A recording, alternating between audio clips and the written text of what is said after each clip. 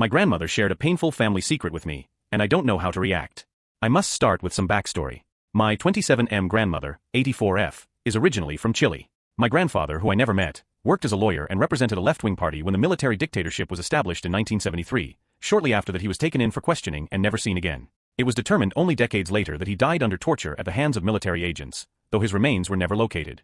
My father was barely 2, my aunt was like 3 or 4, so they barely remember their own father, and I didn't hear much about him growing up. It was like my grandma chose to close that chapter of her life. She found a new partner and left Chile with both her kids 2 years later. This partner, who's now deceased, is the man I grew up calling Grandpa. Side note. He and my grandma were never legally married, because my bio-grandfather's death certificate hadn't been expedited, so she was still technically married in Chile. Her husband was considered missing.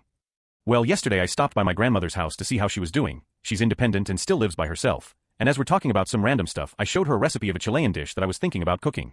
And then she said something that caught me off guard. She said, "That's what I served to the men who killed your grandfather." And I didn't know how to respond.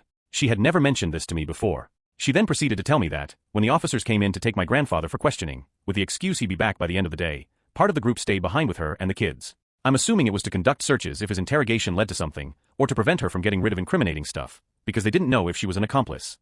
She said she was cooking lunch when officers arrived. Then in minutes he was taken, and some of these strange men stayed with her. And she, trying to act polite and to disguise her desperation, asked them if they would stay for lunch. And they said yes, and ended up eating her food, like they were guests. The food she was preparing for her husband. That killed me. I never knew that. I mentioned that my dad never told me about this. She said my dad doesn't know, he was there at the house, but was too young to remember. She also said the officers stayed put for 4 days, sleeping on the couch, always denying to tell her when my grandfather would be back. It was supposed to be an interview over a couple of hours.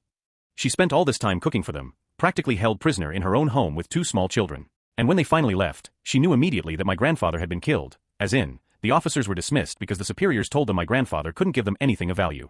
I'm very touched by all of this. I never really thought about what she went through. My first reaction was shock, and I didn't quite know how to respond, but she changed the subject shortly after, and I didn't know how to approach it again.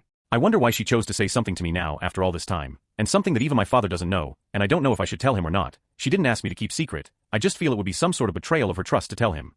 Most of all, I don't know how to react when I visit her next. Should I approach the subject again, or pretend she never told me anything unless she brings it up again? I appreciate any advice.